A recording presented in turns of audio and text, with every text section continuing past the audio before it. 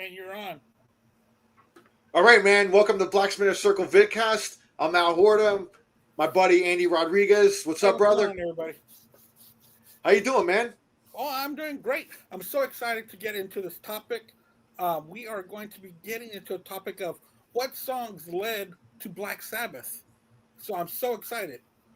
Proto metal, man. That's the top. We're making our own 10-song album. If you guys, did that. Oh, I did it. That's what I threw. I'm getting there. I'm getting there. I know. Manny is like a off the cuff kind of guy. So he's doing it in real time. Yeah. So it's like 10 songs make an album, but they all the stipulation is they had to have been released before the debut album of Black Sabbath. So Black Sabbath, we all know.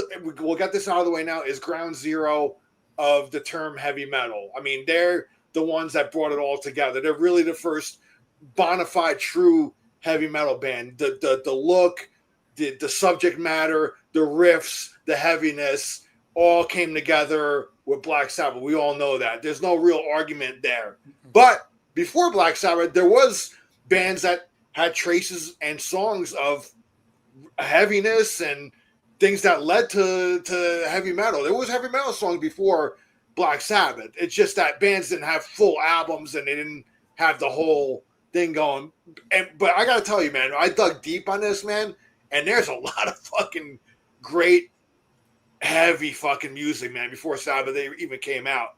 I mean, I was like digging deep, and I remember my friend Stu, who was a bass player in a band that we used to play in, he was really into like that 60s like psych and like all that kind of garage and real like kind of not known shit, and he would like make tapes for me, and I remember, man, there was some heavy fucking songs, dude, before in the 60s. You know what I mean? There's some songs that were, maybe some of us will touch on that are a little, maybe might be a little obvious, but when you dig deep, man, there's some fucking bands, dude, that they sang about the devil and they fucking went pretty heavy, man. So anyway, we're here to make a 10-track album of proto metal. And it's, again, it had to be released before the Black Sabbath's debut, which was released February 13th in 1970. So, so joining us, man, from Rat Salad, my buddy Manny. What's up, brother? Hey, dude, how you doing? Good, man. How you been? Not bad. I like the subject. You just got out of the shower? I did, because I had to take my son to audition to what I call the Fame School, where it's arts. It's an arty kid, and he went to one of those. So I had to take him to an audition. And what sucked was the car I was driving wanted to. It's not my car; it's my mom wanted to. Started doing that. So thankfully, I don't think it's anything serious. I think I should probably put oil and water because I thought somebody else checked it, but probably bad gas. Either that or I fucked the car up. Either way, we'll find out. And my main man Edwin Cannistraci, what's up, brother? Who's in the middle of a move, but he made time in his tight schedule to come on the show. I really appreciate it, brother. What's up, man? Of course, yeah. Things are crazy right now. I'm in the process of moving. So I'm not my regular place right now. Transitional period in my life. I'm not physically transitioning, but I gotta say that these days. But anyway, I am in a process. I'm staying currently at my mother's house while I'm moving, shift from my condo, and then in the next month or two, I will be moving to Tennessee, of all places. But yeah, so we'll see what happens later. I'll probably make some video about it in the future. But yeah, I want to, hey, just because I love you and Andy, even though Andy disappeared right now. I love you guys, and I love your show, and I love talking to you guys. But I especially like this topic because, like, I'm very into like late 60s heavier psych rock and a lot of proto metal. Like, that's kind of my jam. I'm really into it. So I was like, I can't miss out on this fucking episode. I already like instantly. I mean, I came off my album like in like 5 minutes because I just like already I was like flooded with songs and I already kind of had. I mean, let's just say this half of this would have been on the list regardless, because some of these songs are like obvious songs I think all of us will probably pick. But let's just say I had a list that would have been like top 10 best proto metal songs. That might have been a little different than this, but what you guys suggested, and I took this to heart, was an album. Yeah. So I made an album in terms of the track listing and in terms of the vibe. And I'm glad that Andy brought up Black Sabbath a lot, because I kind of went in that direction. It wasn't just about heaviness. I mean, that's a little bit of it, but I kind of picked songs that I thought had a kind of a doomy or modern metal vibe for the late 80s. Like, I didn't pick anything that was too rootsy or bluesy, because obviously there was a lot of hard hitting bluesy rock in the mid 60s. Yeah. But I was like, that's more hard rock. Like, I'm going to go with a more modernist metal approach. Like, what's really proto metal? I've been a real purist with this list. Like, I didn't even include shit that I thought was proto punk, because I thought that was different. So like, there's no Stooges or Velvet Underground, because to me that's more proto punk than proto metal. Yeah. So I took this really, this is the kind of thing I like to do because I get OCD of music. I was like, well, what's really proto metal? The way that metal was defined, especially in the late 70s into the 80s and 90s. Ooh, that's an interesting topic in itself. By the way, Andy just sent me a message. His computer froze. He's trying to fix it. Well, Edwin, you bring up an interesting subject, because when I was growing up, I'm going to be 55. So when I was growing up in magazines, Queen was considered a heavy metal band. Heart was considered Aerosmith, Alice Cooper. See, I have to mention Alice every show, Al. They were considered. Nowadays, they would not. I still consider metal because in my head, that's how I grew up. Now, do I really think Aerosmith is a heavy metal band by today's standard? Absolutely not. But I will say they're important to the genre. I'll even say Heart's important to the genre. Yeah. And also something else you brought up, proto-punk, which I didn't think about. I don't think proto-punk, though, the Stooges and MC5, which we'll get into more later, if it wasn't for those guys, I'm going to make the argument that thrash wouldn't have existed. Because at the time, in 1969, when the Stooges released their debut album, interesting, Elektra Records, the same label that released the Doors debut. Oh, they also released MC5. I forget that. They were on Elektra. That was the most extreme, at least as far as the public is concerned, music could get. Arthur Brown, maybe extreme and stage show, but musically, Arthur Brown was psychedelic and the pop of its time.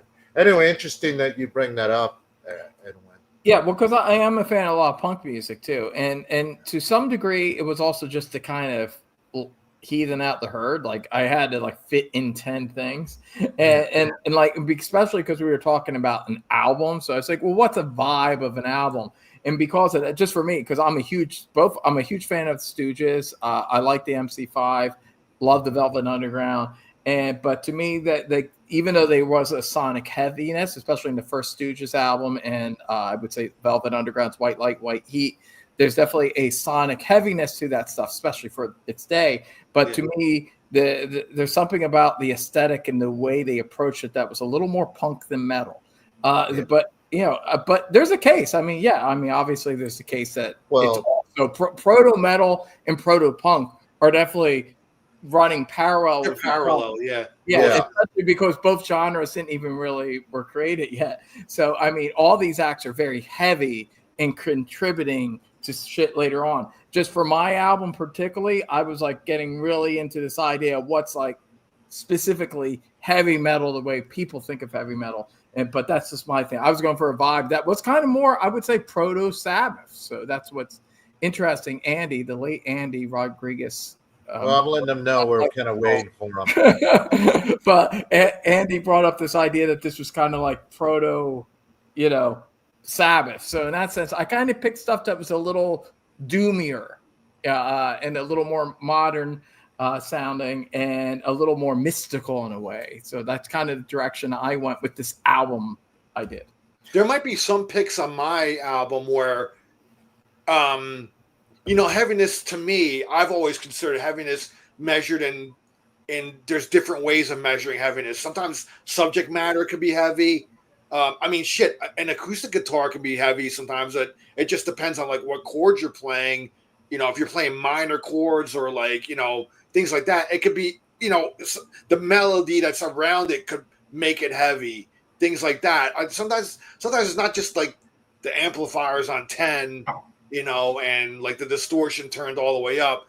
Sometimes that doesn't fully measure heaviness for me. I know, Sabbath brought that all together, but I mean, Sabbath had some stuff that was mellower too, but to me, it was still heavy, man. I mean, they had ballads and they had things like that, but the subject matter of, of a lot of their stuff was pretty goddamn doomy, you know what I mean? So, I was thinking lyrically as well. I was looking for the perfect storm. Sonically, lyrically, the tone, the production, the sound of the guitars. I was looking at a lot of things. Yeah. And I still did this in 5 fucking minutes.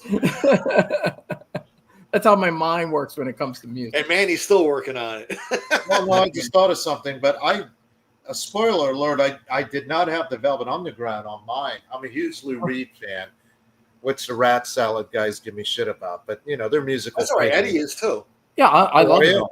Well, I did a 3-part. Well, my house are musical pygmies. And so I actually like. Well, we like a lot. Who else loved the Velvet Underground was Cliff Burton of Metallica. That's why years later they did. I mean, you could blame Lulu on him actually, because it was Cliff Burton that was like into the Velvet Underground and was hip in the metal. Those guys in Metallica would never listen to shit like that if it wasn't for Cliff Burton. But I mean, they're. Listen, I know some music's not like metalheads, like there's certain shit they just can't get into. They're, which is fine. We all like what we like. But I've always been a huge fan of Velvet Underground ever since I first heard Heroin and like the Doors movie. Like I ran out and started getting their shit. I'm very into it. But there's a lot like if you're into Alice Cooper in the 70s, like Bob Ezrin did Berlin, and you got Rock and Roll Animal and, all that shit. There's definitely, if you're into Alice Cooper and Kiss, there's a period where Lou Reed's doing shit that's like intertwining with a lot of the same musicians and producers. Oh, absolutely. But the problem with Lou Reed fans, not metal fans, is Lou Reed fans can be quite snobbish about that kind of stuff. Oh, well, yeah, in the other direction. Yeah. Lou Reed himself wasn't that much of a snob, but his fans can be very snobbish. Yeah. No, Lou Reed was somebody I wouldn't have wanted to work with, but I think he's very interesting, and I'm a huge fan. Yeah.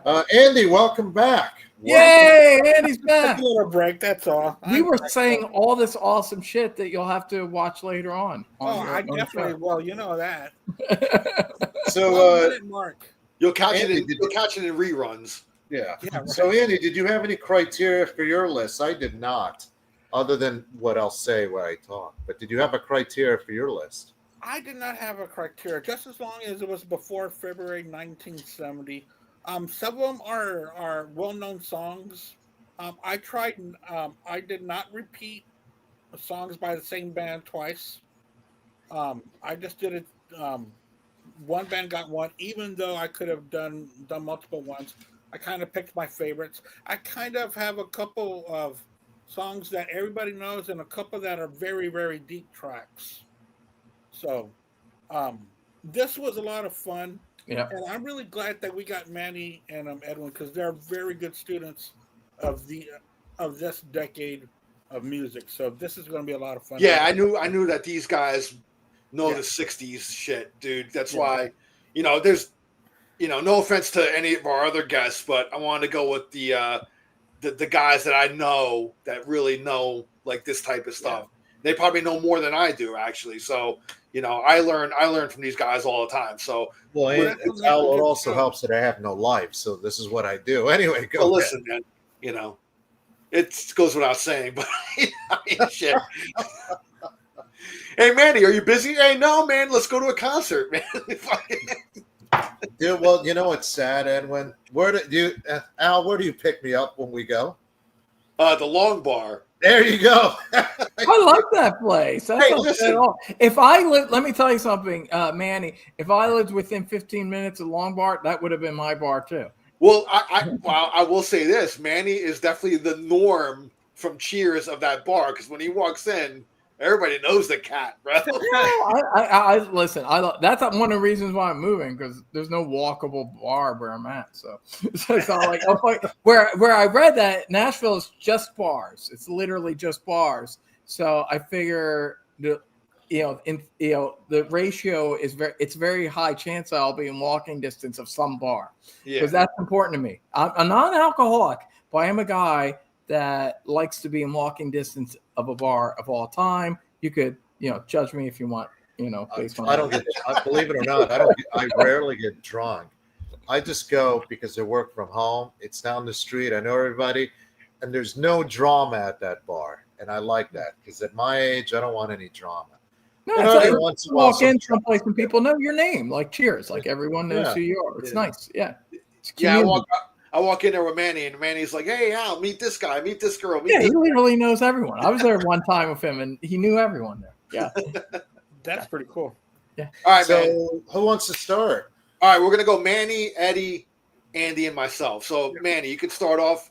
So, I mean, I labeled this as an album. So, if you want to go track one of your album, go ahead. What do you think would maybe be a good opener for your album, or whatever? This is probably an obvious one that everyone has. The Beatles, Helter Skelter.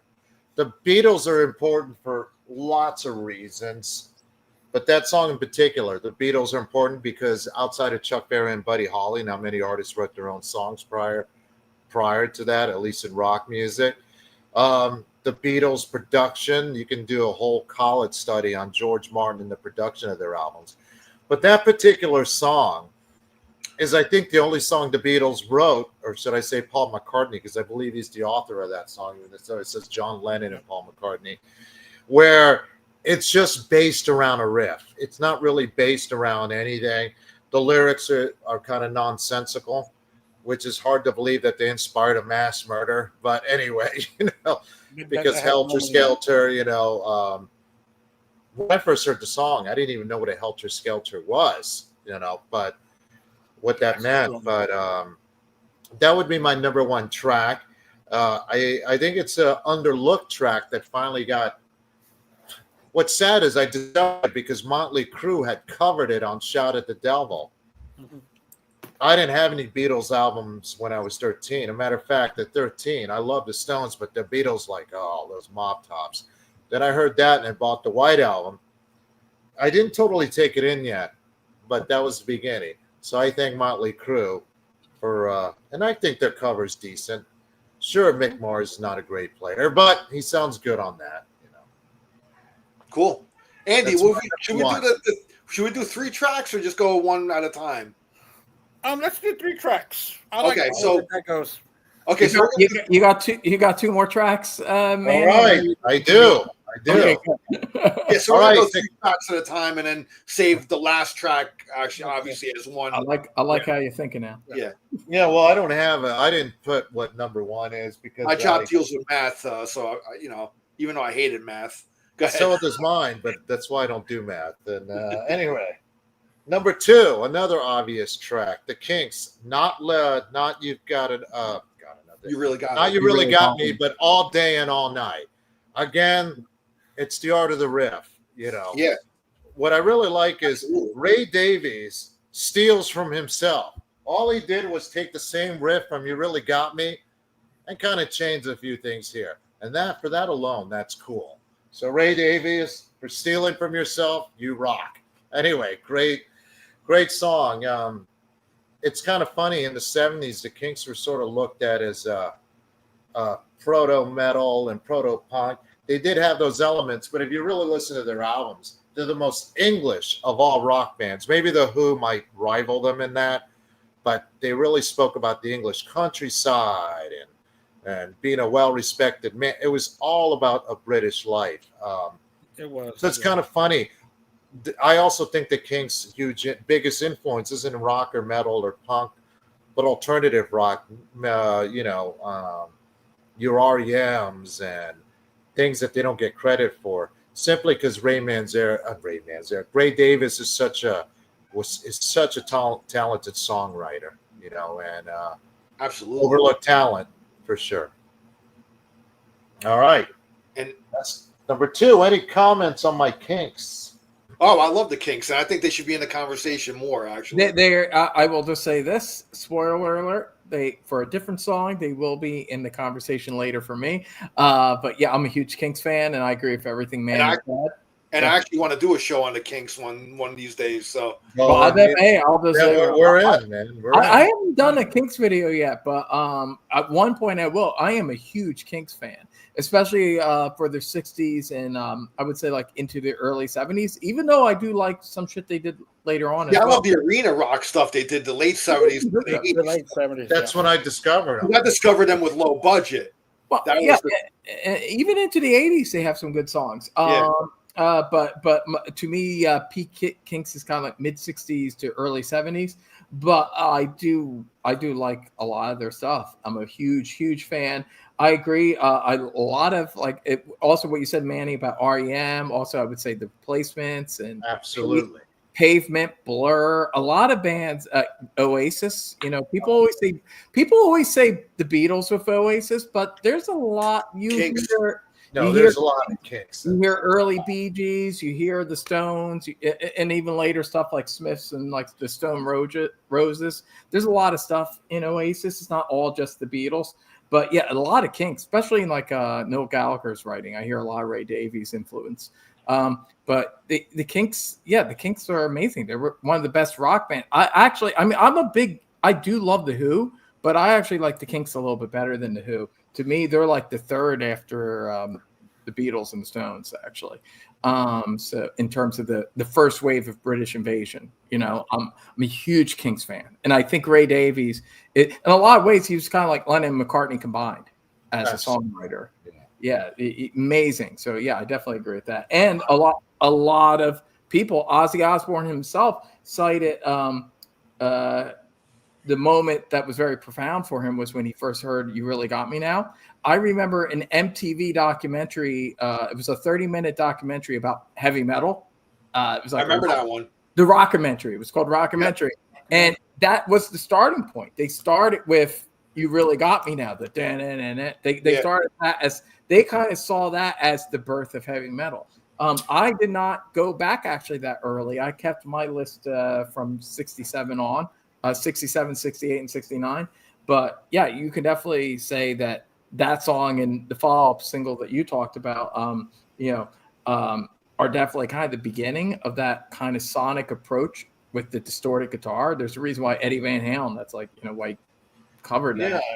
Yeah. And again, they are definitely important to the story for those songs alone. But I think, honestly, the bigger part of the Kinks story is an untold story. Their influence on what became alternative rock, in my opinion. Oh yeah, definitely. Sure. Definitely. Especially if you go into like the mid '60s and stuff like the Village Green Preservation Society and definitely. Yeah. Definitely. All right. This will be no surprise to anybody, but anyone asks what color God is, he was a black man born from Seattle. The Jimi Hendrix Experience, Purple Haze. Life went from black and white to Technicolor as soon as he came on the scene.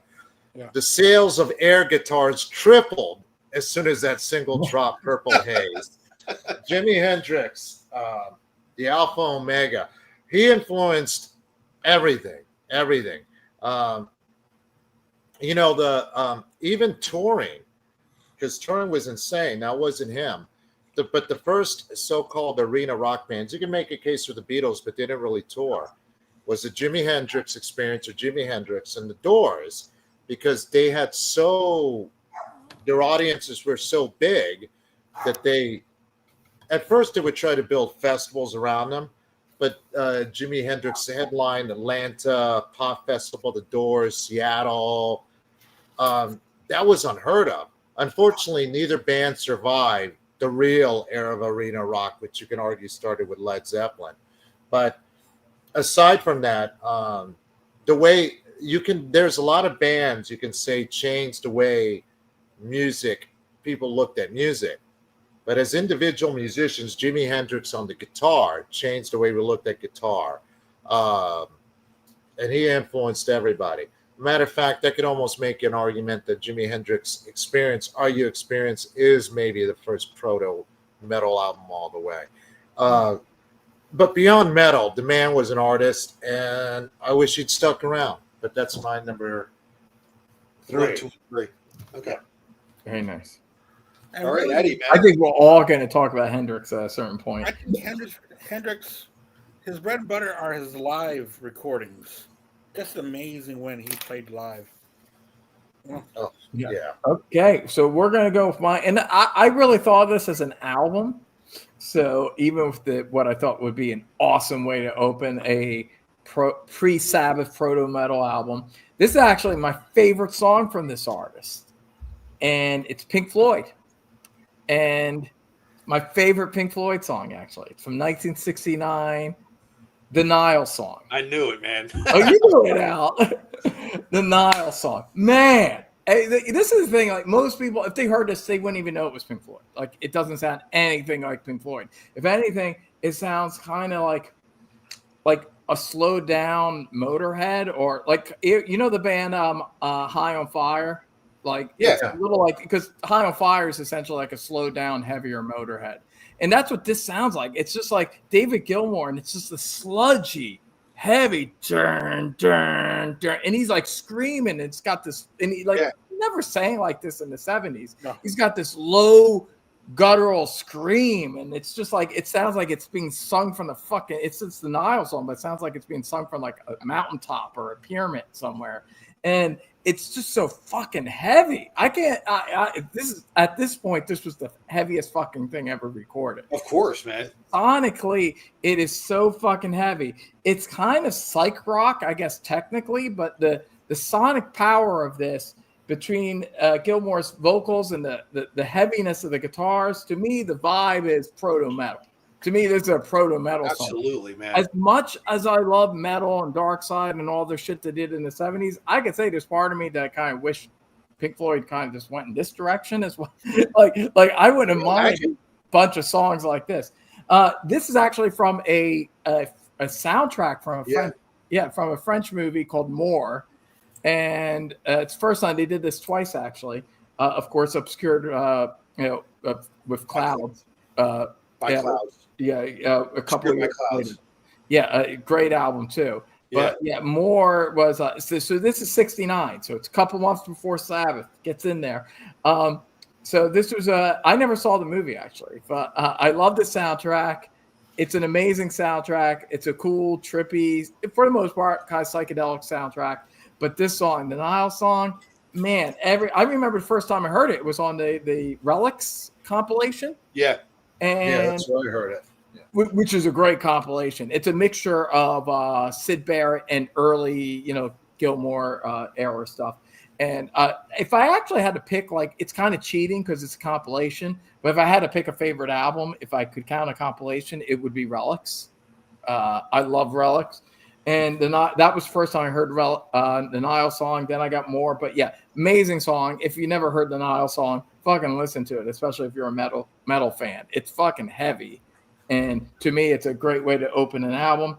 Then I went with, I think, rivaling Jimi Hendrix for greatest proto-metal act would be Led Zeppelin, obviously. I mean, 69. So many songs you could choose from. Like Hendrix, there are multiple songs you could choose.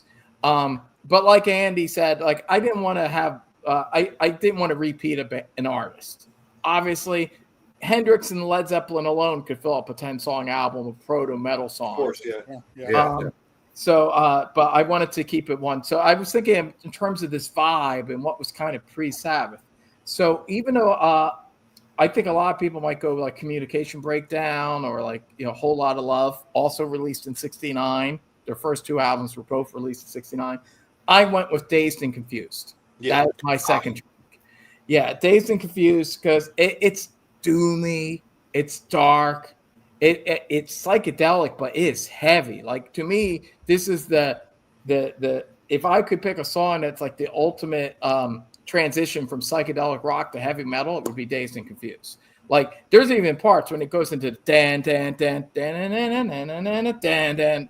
That sounds like Sabbath. That's like Sabbath before Sabbath. Yeah. And then Jimmy's like fucking guitar solo and just the whole vibe of the song. It's even the descending riff, the down now. Yeah, it start and well, that's the thing too. It kind of starts this idea that you would have a kind of a softer verse, but then it gets heavy. That's a heavy metal thing too. And yeah, just light and shade. Yeah, like the light and shade, and it's just dark. It's dark. Even when it's soft, it's dark. So to me, like I said, I wanted to avoid things that I thought were either proto punk or too rootsy, too bluesy. To me, I was sticking with stuff that was kind of modern, very modern for its sound at the time, and really felt like it was the beginning of heavy metal. And to me, Dazed and Confused, whenever I listen to that, to me, that sounds like that's where Metallica came from. That's where Judas Priest came from. That's where Black Sabbath even came from. It all came from like shit like Dazed and Confused. So to me, that was and it's a cool second track coming off of the Nile song. And then third, little different instrumental wise, but I think it has the vibe. And I know Manny will get this. It's the Doors, Not to Touch the Earth. Ooh. To me, Not to Touch the Earth has a proto metal vibe. Like I know it's got keyboards, and some people might think Krieger's riff in the chorus isn't, but I actually think that part is very metal in a way. To me, it's a little proto Master of Puppets in a way.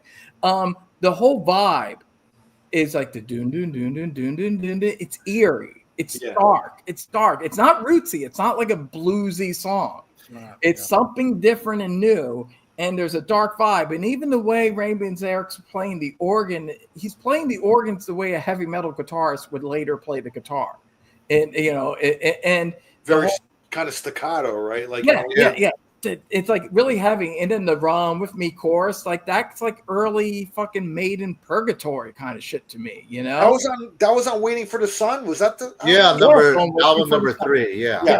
Waiting for the Sun, 68. And then the way it builds up and gets darker, and he screams, and he's the Lizard King, and between the lyrics, the darkness, talking about snakes and the minister's daughters and love of a snake, and everything about that to me, that's the vibe. That's what inspired people like Alice Cooper and later bands. So to me, that's a very heavy track. And to me, and it's something they also played live a lot as part of Celebration of the Lizard. To me, Not to Touch the Earth definitely sounds like proto metal. So that's my third choice. Well, Led Zeppelin, that song is going to come up, but not by Led Zeppelin, spoiler alert, but for my list. But, I always look at Led Zeppelin as part of the unholy trinity. Led Zeppelin, Black Sabbath, Deep Purple. It's a cliche, but to me, it's almost where all things stem from. But that being said, great song. I think, again, the Doors are such, now I'm biased, it's my favorite band, but such an important band. First of all, not even just as singer-songwriters, that's a whole different thing. Just the image of Jim Morrison, which you would probably loathe that he's, but the image of the front man in some ways is invented by Jim Morrison. The hair. He was the first rock star front man of a band. If you took Sonic, Mick Jagger, Mick Jagger didn't become, to me, he didn't become Mick Jagger until the Mick Taylor era. And even then, he didn't have the darkness that Morrison had, the mystique. No. To me, if you took the music that Hendrix, the Experience was doing, and combined it with the frontman mystique of Morrison, that's metal. That's like the beginning. I agree. Right. Unfortunately, Jim Morrison was a troubled guy. That's why he's not here. But he was also he brought an intellectualism to rock music that maybe Bob Dylan prior to that you would have to go back to. There were other artists, but I'm talking about pure rock. Bob Dylan was folk, rock. But unfortunately for the Doors, that Jim in life and in death has overshadowed the other members and Jim himself would have told you if you met him that the other guys were just as important as he was. He never, whatever issues he had with those guys from time to time, He always thought they were a great band, and he always tried to credit them. Matter of fact, there's a couple of times there's somebody go out, Jim Morrison, the Doors, and Jim would make the poor guy go out there and say the Doors, Oh know, yeah, it was totally. yeah, They totally they were a foursome in the same way Zeppelin was as well, I think, and a lot of great where you need each person involved to create the whole. yeah. Very important. Yeah, Yeah. and that was the thing about the Doors is they all needed. I mean, they were all the sum of the equal parts. They really were. Yeah, if you don't believe that, the other voices in Full Circle, great albums in my opinion. I actually like those albums, but it's something missing, and what's missing is a door. Anyway, great choices. So Thank you. Andy. Yeah, I am going to start off my album with the great song "Paranoid" by Grand Funk Railroad. Yeah. well, Ooh, good there, choice. Andy, you threw me. Anyway, go ahead. Fantastic song. For a three-piece, Grand Funk was a very loud band. They had And heavy before- songs, man. And before they incorporated the keyboard back in the maybe early to mid 70s, it kind of took away from the guitar and drum and bass sound that they had. That was so great. So Paranoid, I believe this was in 68 Yeah. off of the On Time album. And my second pick is going to be the Stooges 1969. I think the Stooges can be so unpredictable and so dangerous, even just on tape alone. You never know which way these guys are going to go. They can go off the rails and then get back on there at their own pace. And that pace is blistering, and it's a fantastic song. And then we're all going to have a Jimmy song. So my number 3 pick is going to be "All Along the Watchtower." I know that it's a cover, but he really does make it his own, which I really hate to say that because I'm a big Bob Dylan fan. But he really does, and both songs are completely different. You got your traditional Bob going into his country era with John off the John Wesley Harding album, and then you have Jimi Hendrix, who's always wanted to be like Bob Dylan. That's why he had his hair like that, because he was trying to copy Dylan on the Blonde on Blonde album cover. That's what, and that's what made Jimmy want to write songs, was the way that Bob Dylan wrote. And that's another thing that that Jimmy does not get enough credit for. When he writes his own songs, he's a great lyricist. Oh, amazing. Oh, amazing. You're right. And a vocalist too, I think. I think his vocals I are like his vocals a He lot. wasn't just this guitar guy. He was everything. He was the whole package, man. Yeah, the production work, the sound, just everything. So All Along the Watchtower is my third pick on this album. By the way, Andy, Yeah. 2 stories about Jimi Hendrix and Bob Dylan. Bob Dylan always said that song is not his own. When he performs it, he uses Jimi Hendrix's arrangement now. And the other story was, before Jimi Hendrix became big, he was playing in Harlem, Jimmy James and the Blue Flames.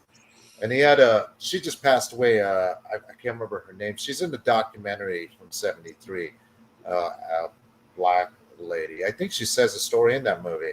So they went to a club in Harlem. Jimmy was obsessed with Bob Dylan. And so he brings the album to the DJ. Because will you play this? I don't remember what Bob Dylan song it was. But anyway, people started losing their shit. Oh, take this shit off. Jimmy thought he was going to get killed. Anyway, that's his story about it. But, when he went to London, he wanted to meet Eric Clapton and Bob Dylan. I don't think he met Bob Dylan, but or maybe they met briefly. I don't know. They did play Isles of Wight, but I don't know. I've heard they've met. I've heard they haven't met. I really don't know. Things get lost in mythology. So Yeah, and Dylan seems to be sometimes people might have different opinions about him, but he just seems to love music and to love musicians and always want to be in the middle of things. So it probably is that he did meet Jimmy, which I would always want to think that he did. yeah, I'd like to think he did. I'm sure they did. I think Dylan has mentioned they met, but I don't.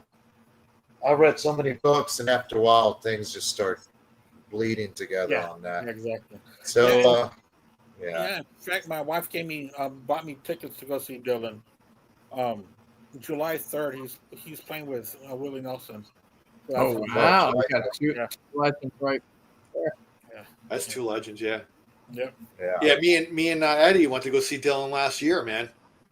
Yeah, that was the only time I've seen Dylan. It was amazing just to be in the same room with the guy.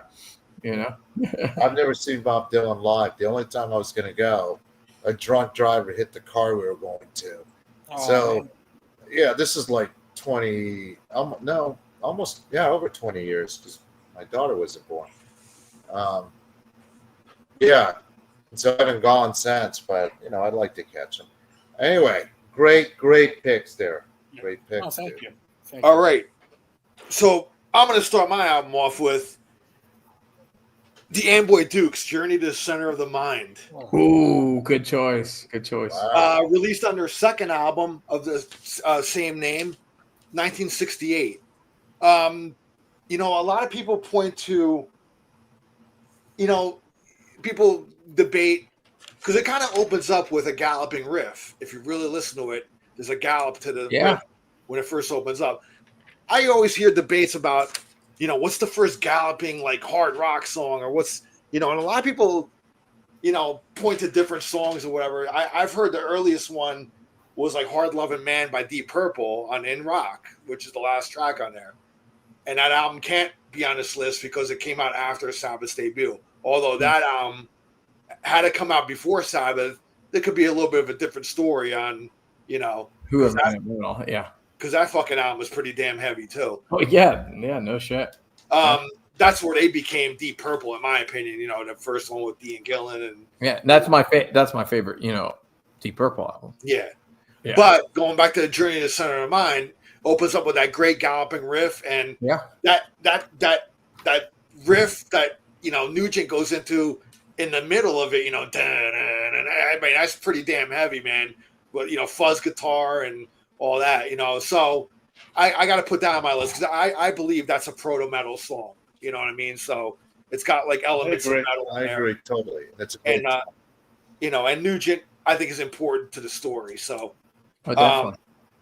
My second choice, I'm going with Communication Breakdown by Zeppelin. I think that's a proto metal song. Oh yeah, definitely. The speed of it, the riffage. People say that was Paranoid before Paranoid. Yeah, it's the Paranoid. It is the Paranoid before Paranoid. Same vibe. Yeah. So totally. Although I was toying with the idea of Days of Confused as well. I was like toying with that one, but they're definitely. I think there's obviously a little bit of metal elements throughout the first album, but those are the two songs in particular in the first album. Exactly. I mean, they went even further with the second one, which is still would fit in with this timeline. But my first thought was Communication Breakdown, but again, I was creating a vibe with this album, so a darker, mystical thing. Yeah. But obviously sonically, Communication Breakdown is definitely one of like the first metal songs. Yeah. I think that's more metal than hard rock, even just in its form as it is. Yeah. Absolutely. And my third track, released in 1969, the name of the album is called Mountain, but it's really by Leslie West. That was the first album. His first album was actually was called Leslie West, and the name of the album was Mountain. Yeah. And it's the first song on the album, Blood of the Sun. Great song. If you've never heard that song, it's a pretty damn heavy song. Great way to open up the album. And I think Leslie West is another guy that should be included in the story of the development of heavy metal. The guy had great tone, great guitar player, great riffs, and much like as he was as much of a Hulk of a man as he was, his riffs were just as heavy as he was. I think I think I honestly, dude, I've met Leslie West twice, sweetheart of a man, but dude, I mean that guy is definitely in the story of the development of heavy metal, in my opinion. So his first album came out in '69, so just because the first Mountain album comes out in 1970, but after the first Sabbath album. So when they became Mountain, because this Leslie West album, it's got Felix Popularity on it, but it doesn't have Corky Lang. Corky Lang would come into Mountain on the second album when they became the band Mountain.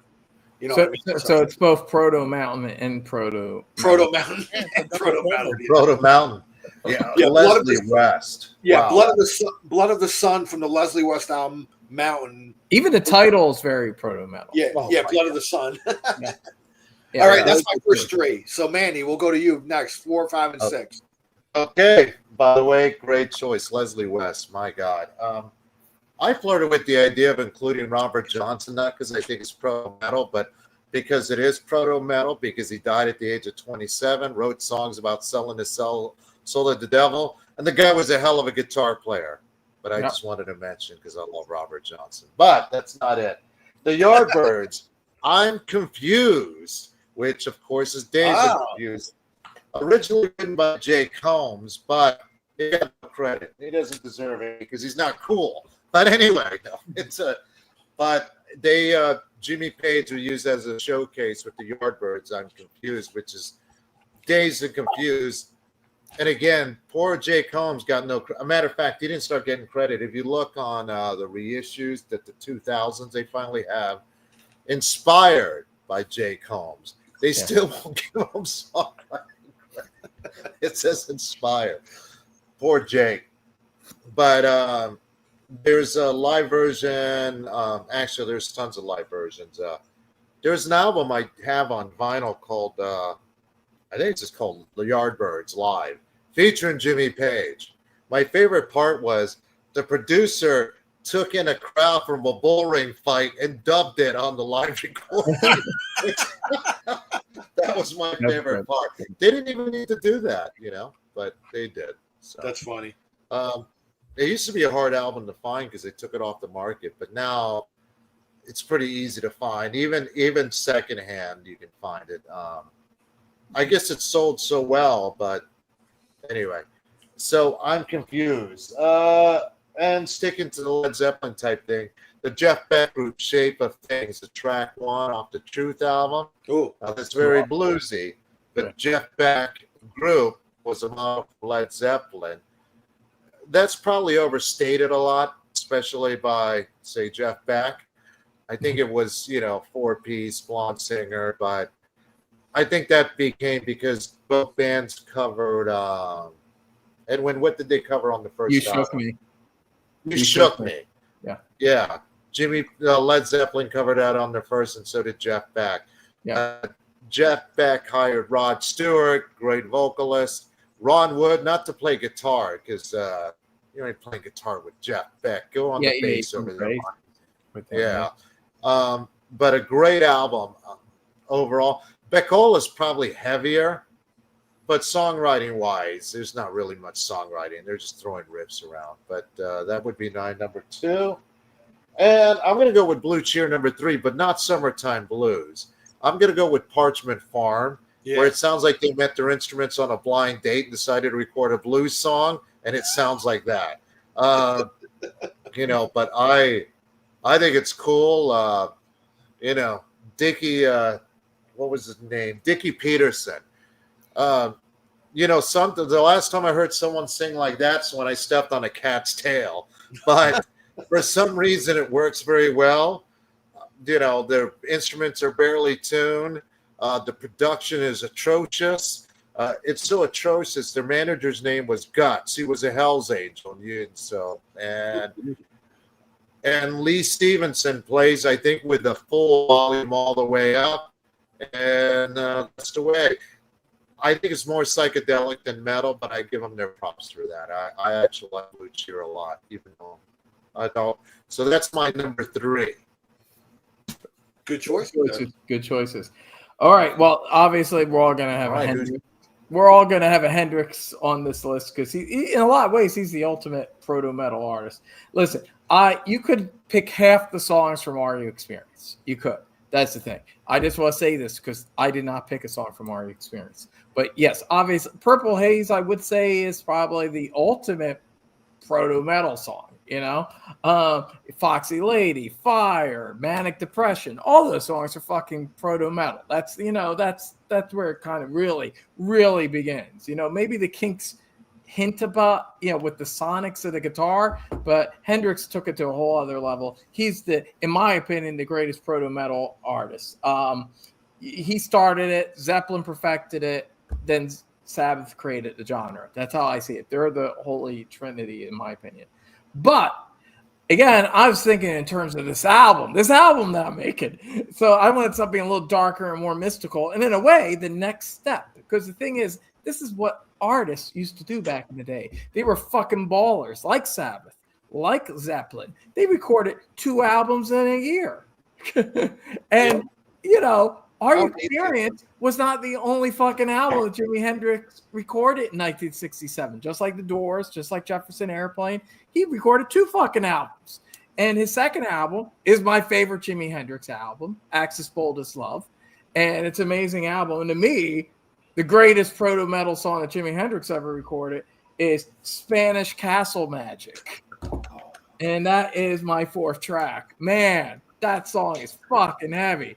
I mean, it's just the way he sings it, the breaks between the guitar and drums, and then when it kicks in, the dun dun dun dun dun, and the way he's belting, that's fucking heavy metal.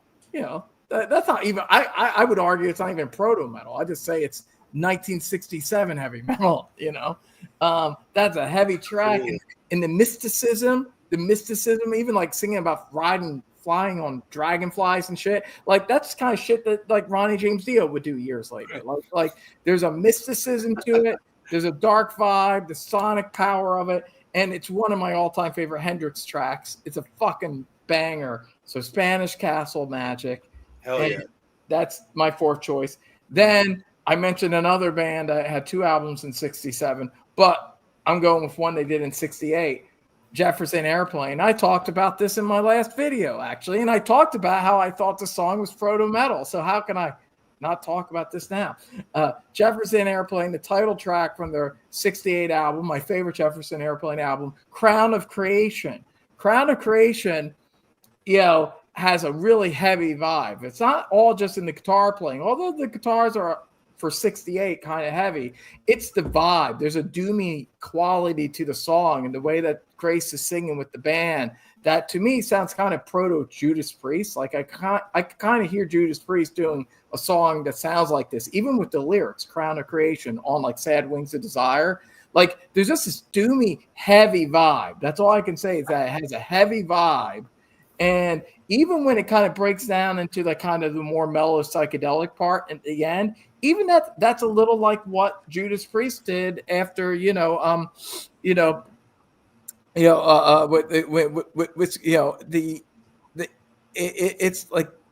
like that. There's that middle, like mid-70s, like Sabbath, Priest. There's this balance of metal with prog. You know what I mean? Where there's because more or less like that's all metal. Like Priest it's definitely metal, in the mid-70s. But I would say Rush and all these bands, that shit was kind of considered metal in the mid and late 70s. That's who was listening to that shit. And to me, like, Victims of Change, like at the end where it gets like that middle section of Victims of Change where it gets mellow, heavy. Like that's all kind of in this song. Like you can hear that in Crown of Creation. So definitely, and I also think Grace Slick, the way she sang was a little proto Rob Halford in a lot of ways. So that's my 5th choice. And that's an interesting choice, man, because I got to listen to that. I don't know. I don't remember that song. Yeah, I got to check that out. It's a really cool, heavy song. The whole album is great. The whole album is great. It's my favorite. What album is it on?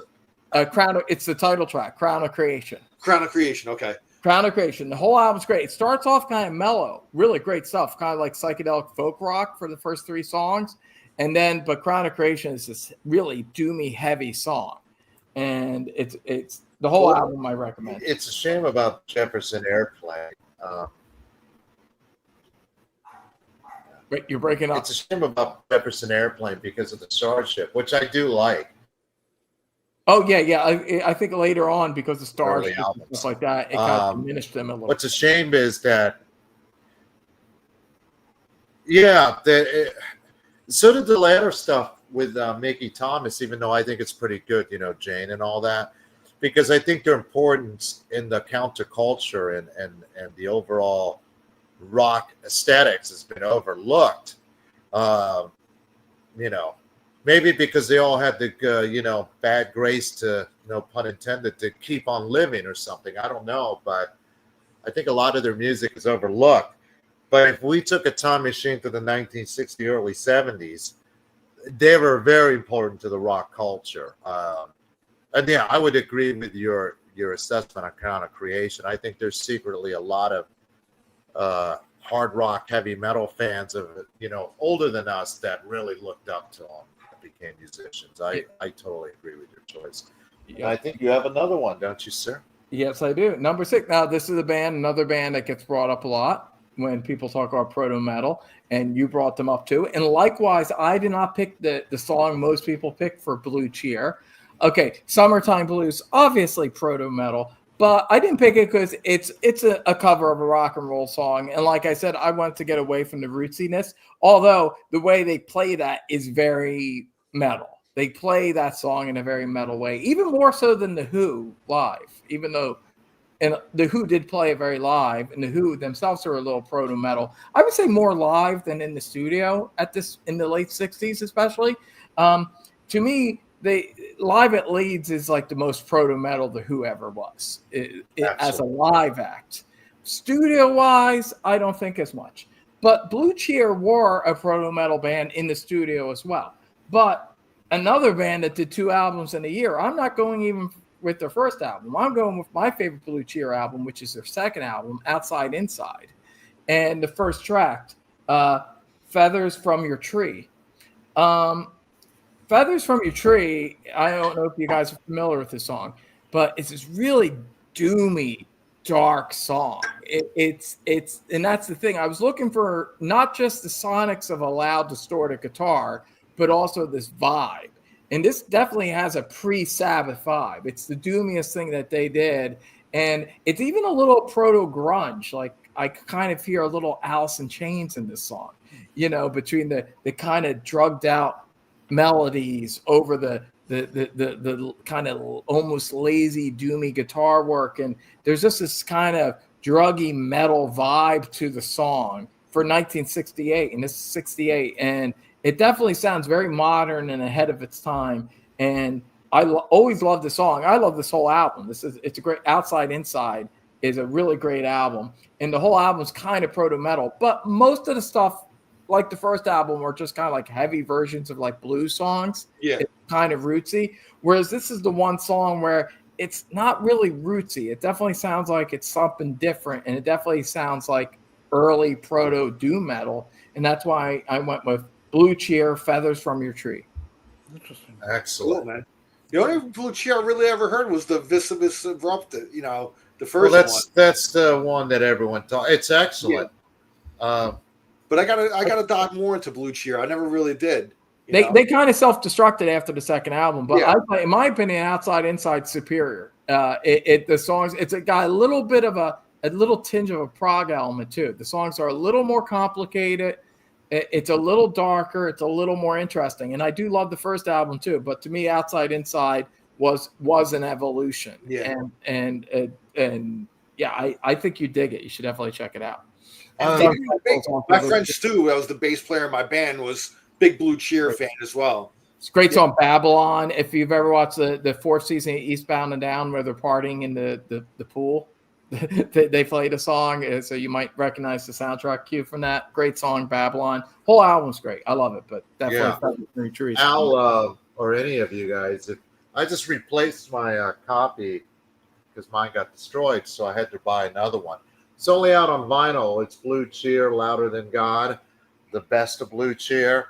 And it goes through their first part of their history, meaning up to their entire history till they're reformed. But it's a really good compilation from Rhino Records, and look how psychedelic Dickie Peterson.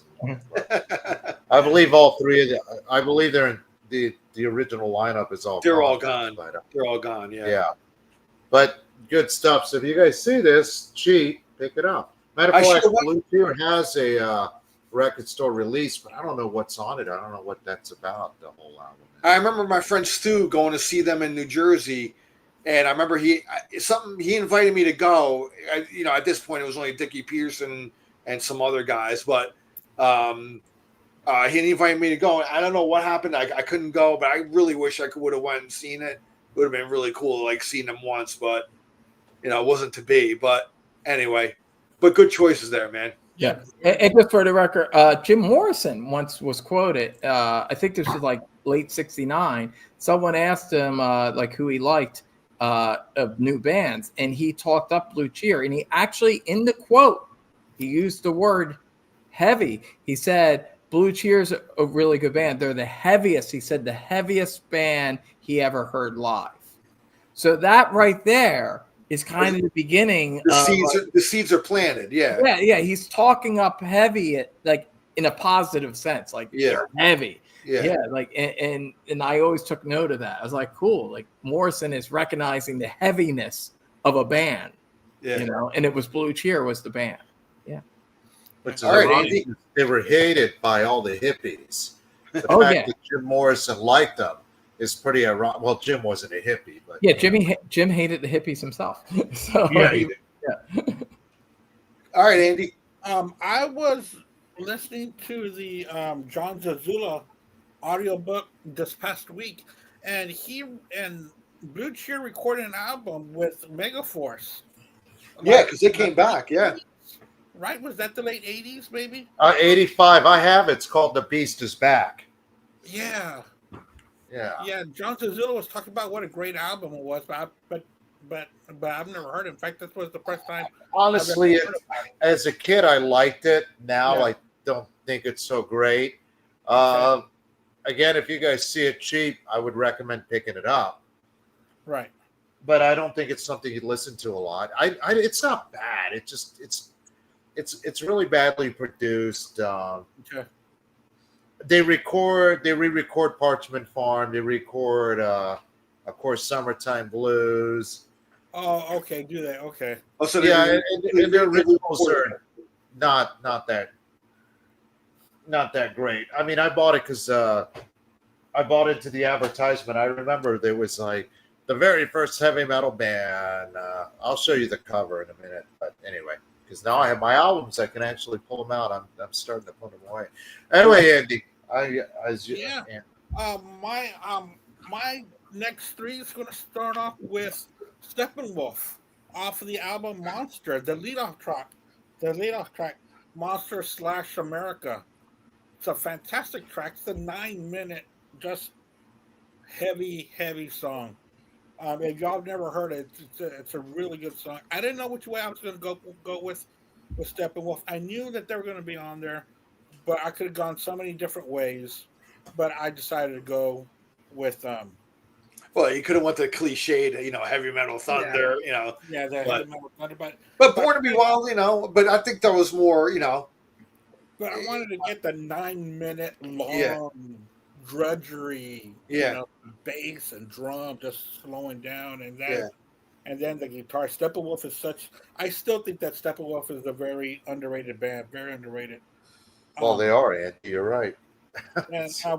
And what kind of brought them to mind was when Manny puts out his CDs on Monday of what he's heard or is about to hear. His playlist. Yeah, his playlist.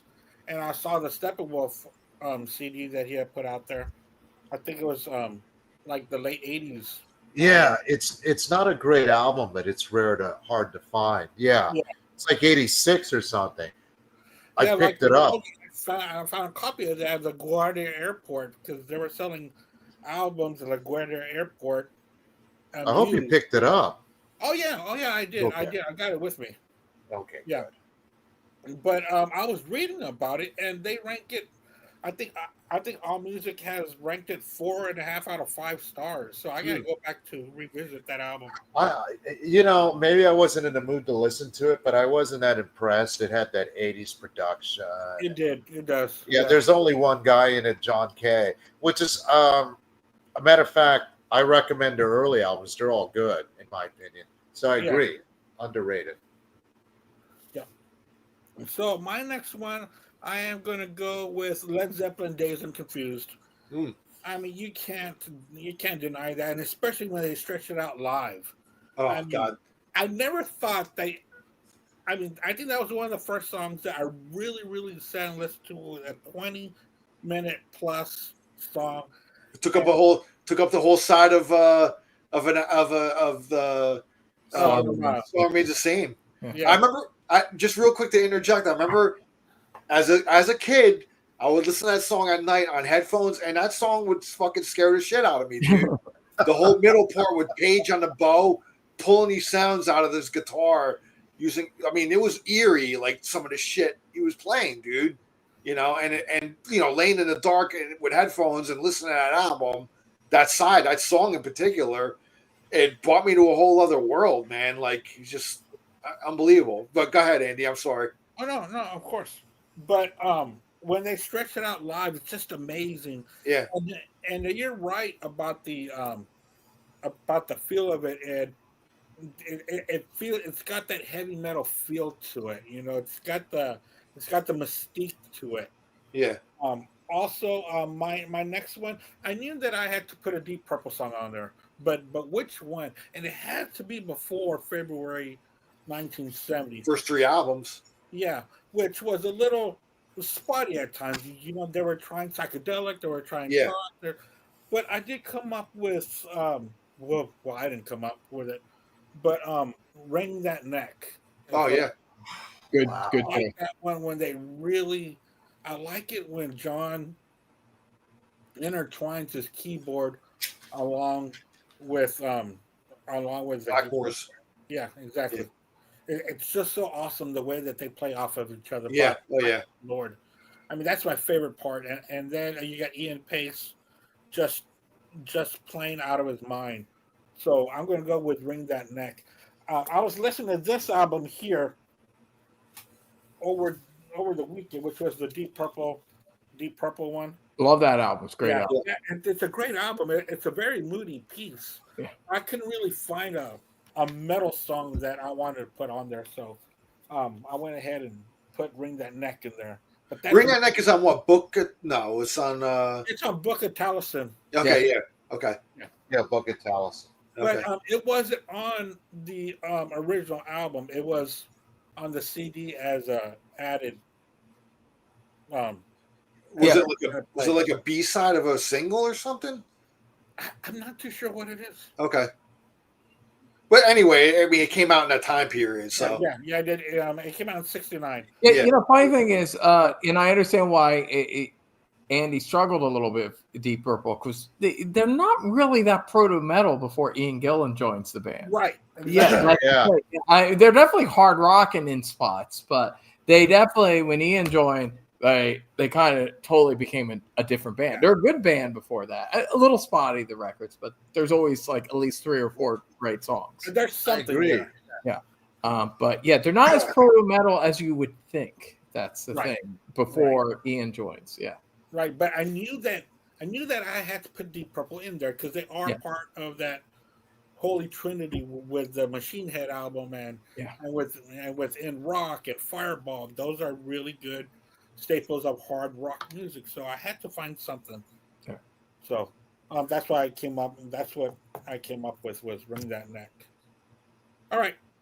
Well, Those are my- before we move on to Al, I wouldn't say about Deep Purple.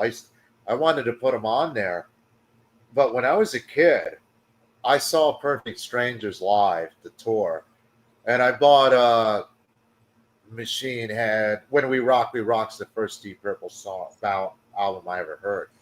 But I remember I bought Shades of Deep Purple as a kid, and I thought, this is fucking horrible. I thought it was terrible. Now I like it because, as a kid, I didn't really have that, musical knowledge. But other than Hush, I thought, what the fuck is this?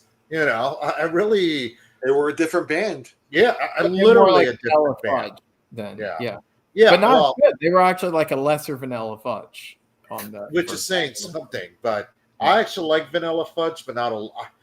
Actually, Not a I lot. bitch about Vanilla Fudge a lot because as much as I like them, if you talk to Carmen Appice, he created all things, you know. Yeah. At least lately, every interview, he used to not be like that. But nowadays, hey, how you doing, Carmen?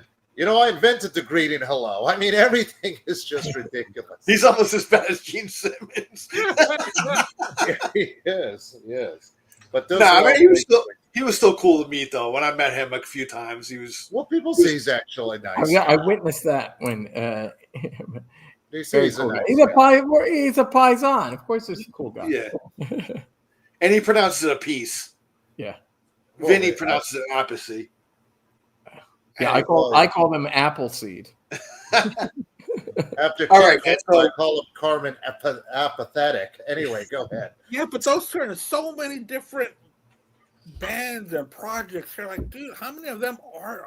How many pieces are they? There's only two, but man, sure does feel Man, like Carmine has been in like a million things, man. Yeah, You know? man, it sure does feel like there's 8 of them, man. They You know really- who I can't keep up with is George Lynch, but that's George another Lynch, topic. Oh, George, I gave up on George Lynch at a certain point. There's Yeah, just try too many. collecting his discography. I had a buddy of mine. I said, "Give me everything that George Lynch ever like played on," and he hooked me up. And there was like this file, and it was like all these albums. And I downloaded them all, and then I looked at them all, and I went, "Oh fuck it, life's too short." You're like, to try to even like listen to all that. Yeah, I sampled a few stuff. I mean, some of that later, Lynch Mob stuff's a little rough when they got into like, the new metal rap shit. But anyway, it's just too much shit. Just like I get it, you play great guitar, but it just like I don't know. I think he spreads himself a little too thin. Too thin. Yeah. There's a reason why he's still just playing Dokken songs. I'm just saying. Yeah, Yeah, when he plays live, it's like, yeah, because that was the one good band you were in. the bread and butter, man. Yeah, that's your bread and butter. You're playing a bunch of songs from a 3 or 4 year period Yeah, of your whole career. What's that say? Like, not being mean, he's a very talented guy, but Eric Clapton ain't just like playing 3 or 4 songs. You know what I mean? Yeah. Like, I mean, 3 or 4 years of his discography. career. Yeah, Yeah, and George Lynch, he's a very talented guy. So it wasn't lack of talent. It's more a lack of taste and choice of how he applied himself. That's all. Maybe he just needed to get along with Don Dokken. Just saying. Yeah. All right, man. So now my 4, 5, and 6. I'm going into obscure territory here. Ooh, I like it. I like it. So kids, take All right. note. All right. Take note here. I'm going to make some notes here. Now, my All right. number 4 is a band from England called High Tide. Never heard of them. This is so obscure. Okay, so, It's really cool. You would Now love this it. obscure stuff I got from my friend Stu.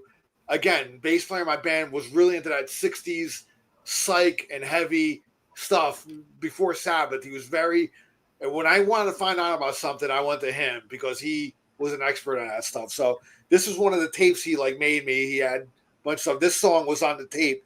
High Tide, Fultist's Lament is the name of the song. It came out in 1969. The name of the album is called Sea Shanties. Now, Sea Shanties isn't that metal. I mean, maybe pirate metal, or maybe that would come into later on. But, dude, if you hear this song, Fultist's Lament, you're going to be like, dude, this is some of the heaviest shit I ever heard pre-Sabbath. Honestly. Write this song down. Go back and listen to this episode and take note of the band High Tide. Okay, I am making a note as we speak because this sounds totally up my alley. album is called Sea Shanties. Came out in 1969. It's the opening track on there. It's got violin, it's got organ, but it's got heavy guitar, and the way he sings is total metal, dude. Oh, I mean, you're gonna fucking be like amazed. So I already love it. I didn't even. all right, Edwin, So that's I bought it. It comes in a clamshell CD. If you try to buy the original vinyl, forget about it. But you it's have on it. You have it. What's the yeah, I have it vinyl clamshell? on a CD reissue. Got reissued like 3 years ago in a clamshell. I think they only made one album, but I think there's other stuff on there. I don't remember. It's still in the storage unit. Yeah, I think they're a one album band. I think that was it. I Yeah, think that was but it. they released, these specialty labels. They release in a little clamshell. Yeah. Yeah, and you open it up and there's, the CDs. Yeah. But it's really cool. I discovered them through reading a magazine when I read something interesting. And if I go to record shows, that's why I picked this stuff up. Yeah. I just picked it up. And I almost didn't buy it because it goes $20. I go, I'll give you 15. It goes, I'll give it to you for 10 if you leave.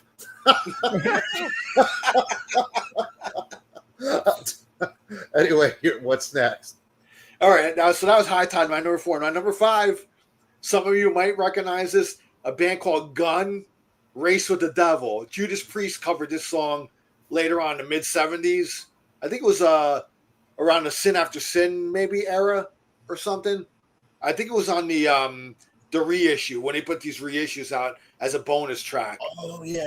You're right. It is on a reissue. It's called Race with the Devil. It's by a band called Gun, just Gun. The single was issued in 1968. They had one album. I think they were a one-album band as well. It came out in 1969.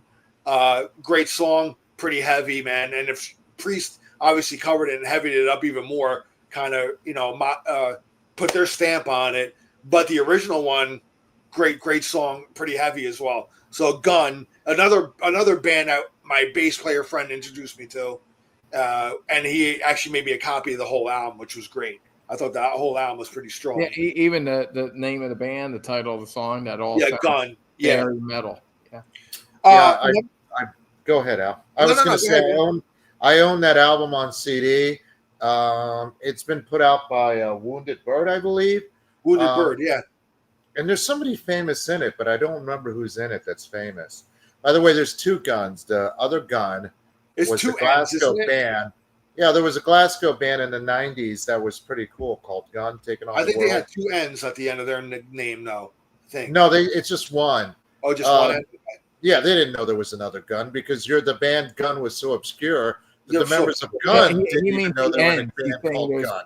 There's 2 N's. There's 1 N or 2 N? Just one on both bands. But there is a Gun, I think, that has 2 N's in it. Yeah. I think there's even another band called Gun. So yeah, there was a guy named Guy Man Dude. I remember that guy. And my number 6, I'm going with The Pretty Things, Old Man Going. Came out in 1968. The name of the album is called SF Sorrow. The Pretty Things, man. This is the opening song. I'm sorry. It's towards the end of the album, Old Man Going. It might be the second to last track on it. But Old Man Going, heavy song. The Pretty Things were actually pretty heavy for their time as well. And it came out in 68. So check that out. That's my number 6. I'm checking all this shit out. I never heard any of it. Things are pretty cool.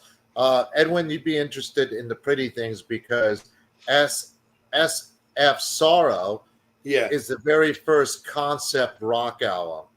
The story's a bunch of bullshit. But anyway, it's the first concept album. They later were signed to Swan Song Records by Jimmy Page. And Pretty Things, yeah, and they're more famous for never making it big. Like they took over the residency for the Rolling Stones at the Crawdaddy. Rolling Stones made it to big time. Well, Pretty Things had a cult following, but they never made it huge. A couple of guys passed away a couple of years ago, but I know the name. I'm familiar with the name. The last 2 I was familiar with the names, but I never actually listened to. The Sea Shanty group, I never listened to at all.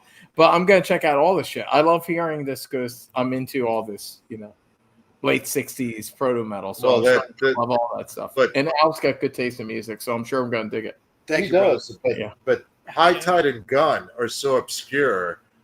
I mean, even their labels didn't know they exist. It's just... It's incredible.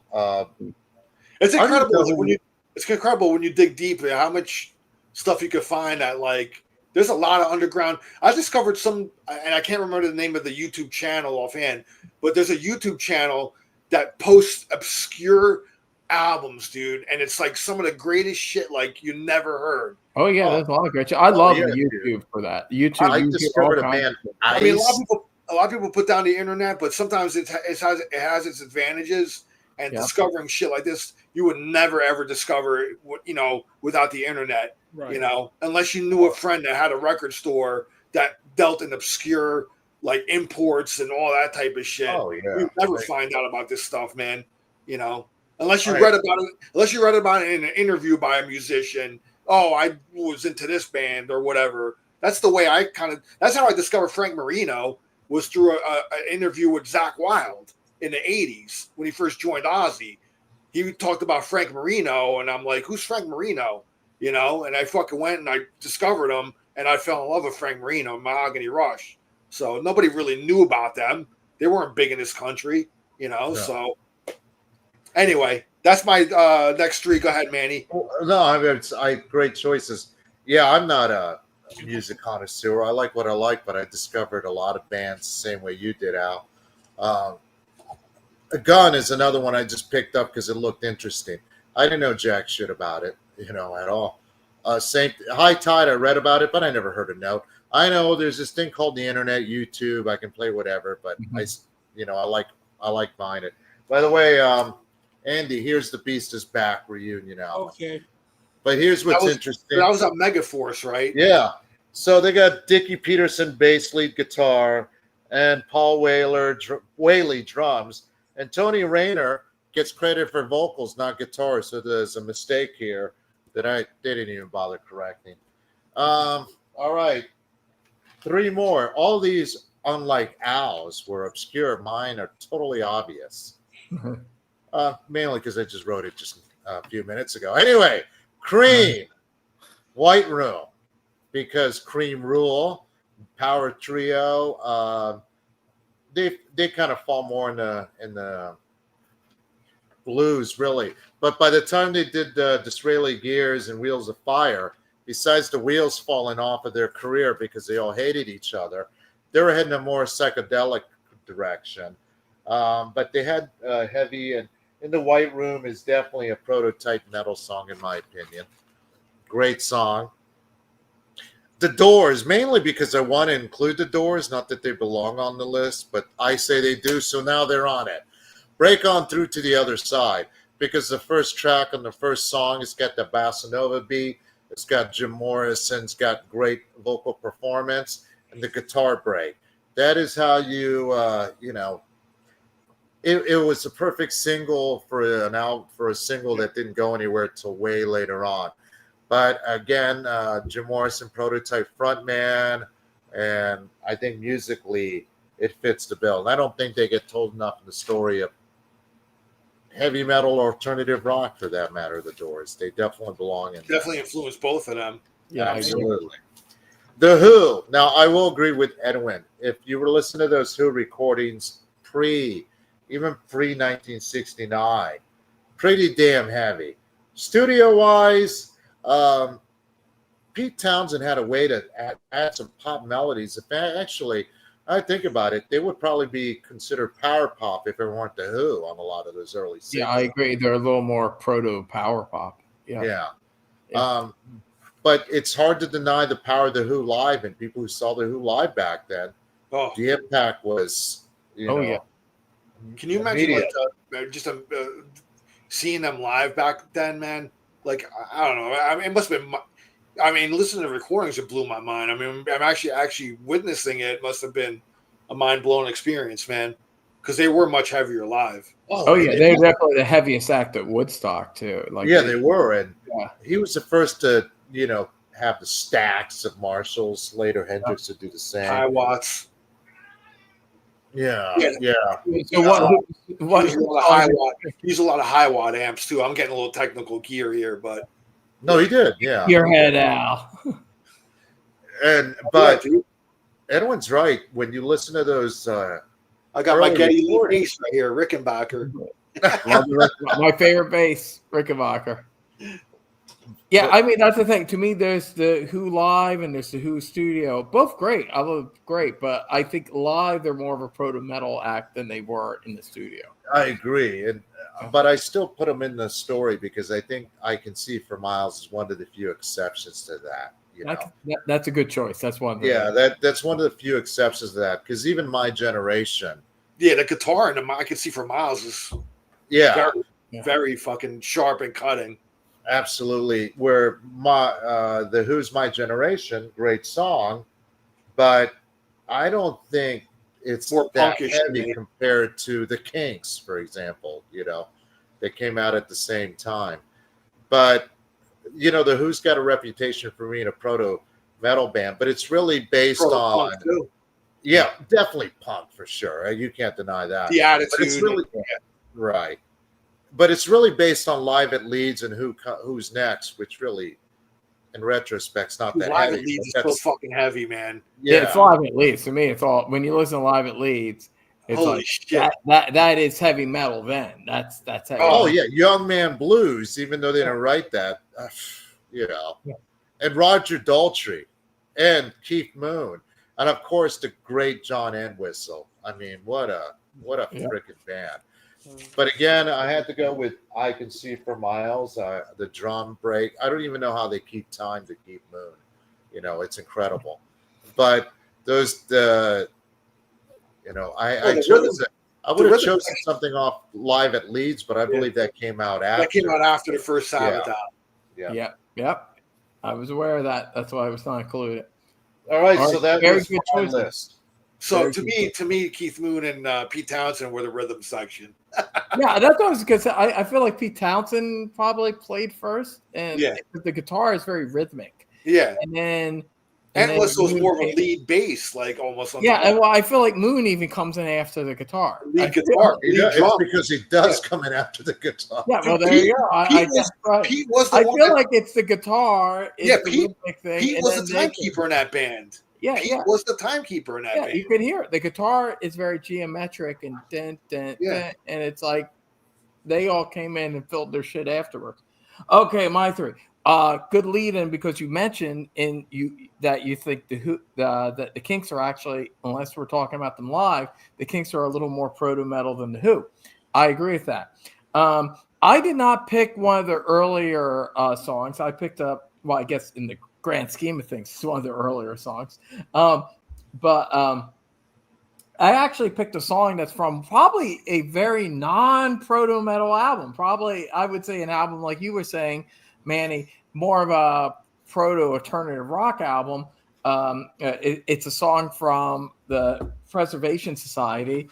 We Are the because for the most part, it's a very twee album. It's very foreshadowing of the Smiths and the REM and even later acts like I would say like Bell and Sebastian and bands like that. So it's a very twee album. It's not metal at all. But there's one song. There's one song that's really fucking metal, and that is Wicked Annabella.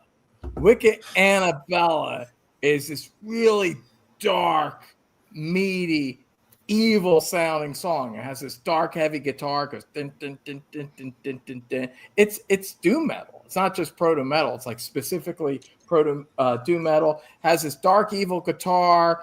And the lyrics are about witchy woman. That's this witch that's living in the woods that's going to fuck your shit up. And the whole vibe. And then it gets even heavier in the chorus. And between the guitars, the evil vibe, the witchy lyrics, this is definitely proto Sabbath. It sounds like kind of like a Sabbath song on an otherwise very twee, Englishy sounding kind of album that most metalheads would probably think was kind of gay, but I love it. I think it's great. So I'm into some gay shit, I guess. But I would say that don't listen to this album thinking it's a proto metal album. It's not. It's more like a Rubber Soul kind of album. It's more of a folky kind of Englishy rock album. But this one song, if you just listen to Wicked Annabella, that is a dark proto metal song. And to me, it's like the closest to heavy metal that the Kinks ever got. I love this song. I always loved it. It's great.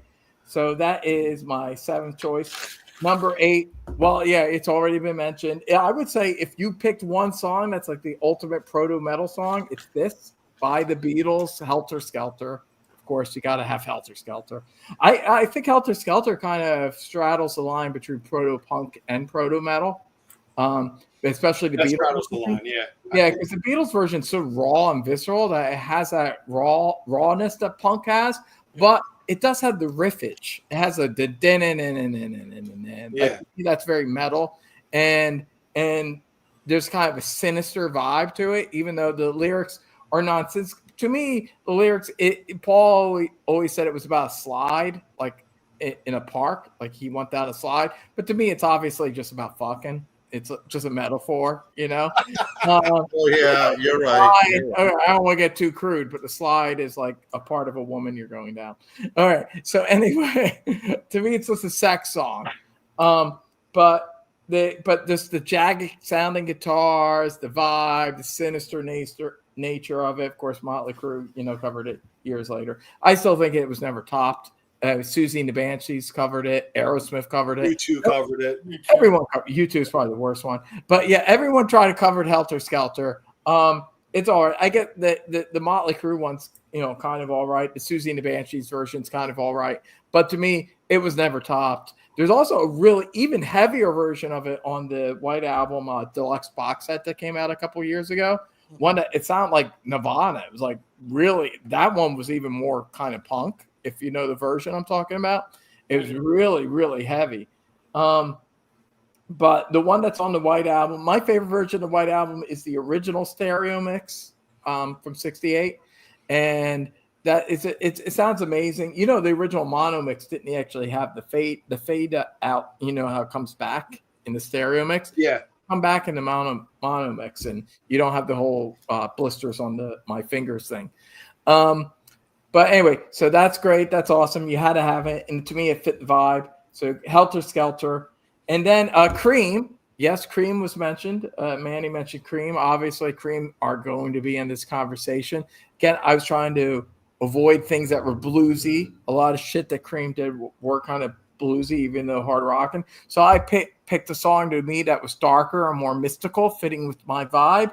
And it is from '67. So it's one of the earlier songs here. Tales of Brave Ulysses. And I used to play that band. Yeah, that's actually my favorite Cream song. It's I love that song, dude. My favorite Cream song, Tales of Brave Ulysses. To me, it's a little like Dazed and Confused, but a little shorter. It has that slow bass. Descending. Yeah. And then it kicks in with the chorus, the wang, wang, wang, and wang, wang, wang. Like it's Clapton kills it on the wah on that shit. Oh yeah, and then so like everything Kirk Hammett's like doing that people make fun of in the '90s with the wah shit, like that's all like from this song. Obviously, Kirk Hammett loved this fucking song. That's all I can say. And it just has a dark vibe to it. To me, it sounds very proto metal, very proto Sabbath, and also just even lyrically, the fact that they're singing about the gods and shit like that sounds like metal shit to me. Yeah. Tales of Brave Ulysses. Yeah. And it's very modern for its time. So yeah, so there you go. My 9th track is Tales of Brave Ulysses. Cream. Even Kirk Hammett poked fun of himself one time. He says, "When I die, I'm probably going to be buried in a Wawa shaped coffin." Yeah, so. and it's just like I'd say it's Hendrix and and Clapton. But this song to me of all the White Room, I did think about White Room, by the way. That was one of the ones I thought. I thought about Sunshine of Your Love, but that also kind of popped in there too. But that was a little bluesy. So that's ultimately to me, this had the mythical element. Lyrically, it had the mythical element, and it was a little darker. And to me, during the chorus and this guitar solo, it was just a little heavier. So to me, this sounded like proto metal to me. Okay. Yeah. All right. Cool, Andy. Yeah. I am going to go with the Rolling Stones' "Sympathy for the Devil." Oh. I really like that song, but also, it talks about society at the time, and a lot of metal songs have social issues that they talked about. Sabbath did that a lot. So, and also at the time, he would Jagger would dress up like the devil, and there were all these rumors going around him. Of course, it was just for attention, pretty much. Oh, and culminating in that Altamont concert. Yeah, kinda, put that dark cloud over the head, and it became like pretty dark and sinister. Yeah, sinister is the word that I was looking for. Definitely in terms of the aesthetic and the image and vibe. Yeah. Definitely. Yeah. And actually live, I would say the live version actually that is kind of proto metal. Because the live versions on like Get Your Yayas Out, it's guitar driven and driving and much heavier than the recorded version. Yeah, that's true. And that is the standout track on that album, even though there's a lot of really good stuff on Get Your Yayas Out. Yeah. My next one, I'm going to go with let me see here. Something that hasn't been talked about yet. Oh well, this has already been talked about, but I have to put it on there. It's going to be "Helter Skelter" by the Beatles. The Beatles are my favorite band. How can I not? I was thinking of "I Want You, She's So Heavy." I thought of that too because You know what? it is Great. very doomy in the chorus. Yeah, Yeah, yeah, and the bass is so deep, and yeah. you know it's a pretty cool track. But I did go with "Helter Skelter" because it's the best one of them all. And then one more. I'm gonna go. Um, Jeez, I guess I didn't want to do this one again, but I've got it written down, and it's gonna be "Cream Tells of Brave Ulysses." Yeah, great. Yeah. That's one of Great. my favorite Great. songs, and I think Jack Bruce is just sounds amazing. I love his voice; it's Oh, fantastic. So, I um, was just, speaking of that song, I posted it on my page. I don't know if you guys saw it, or not, but I put on Clapton's 80th birthday. I posted a bootleg of Cream from the Grand Ballroom in Detroit. I believe it was from 1967, and it opens up with "Tales of Brave Ulysses." oh wow, It's one of their earlier concerts, like when they first started touring. And goddamn, dude, you listen to that bootleg. It's a soundboard, but it's just so fucking heavy. It's so much Oh, heavier than their albums, man. It just, dude. I mean, when you listen to that, just God, Clapton is just so freaking heavy on there, dude. It's unbelievable. I mean, that's my favorite era of like Clapton. It was the Cream stuff. I love. same here. I love Derek and the Dominoes, but Yeah. Cream is definitely my favorite show. And I saw the Cream reunion in the mid 2000s. I caught one of the shows at Madison Square Garden, and that was a dream come true for me to see them actually live.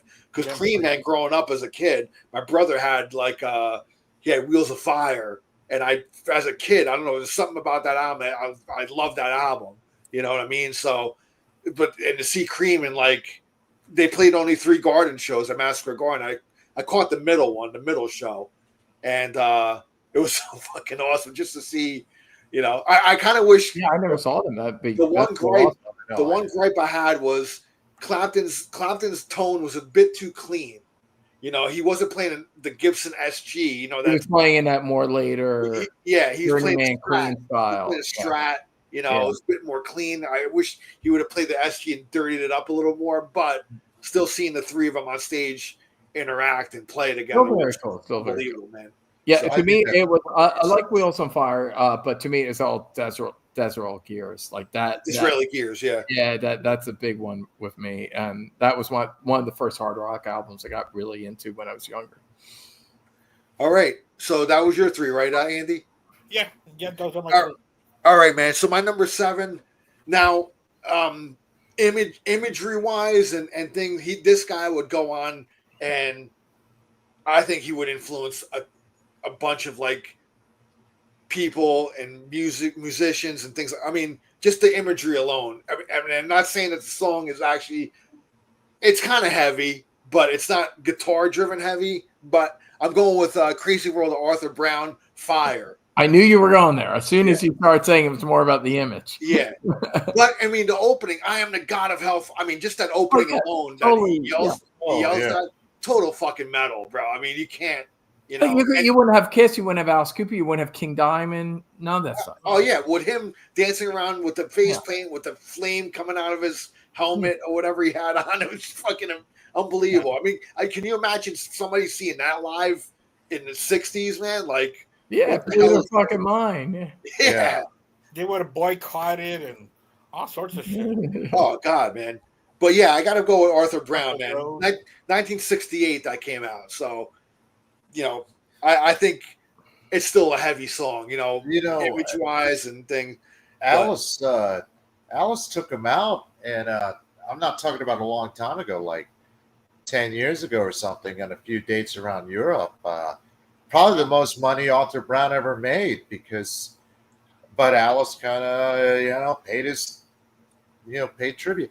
Because let's face it, I like Arthur Brown, but he's not putting bums in those seats, So No.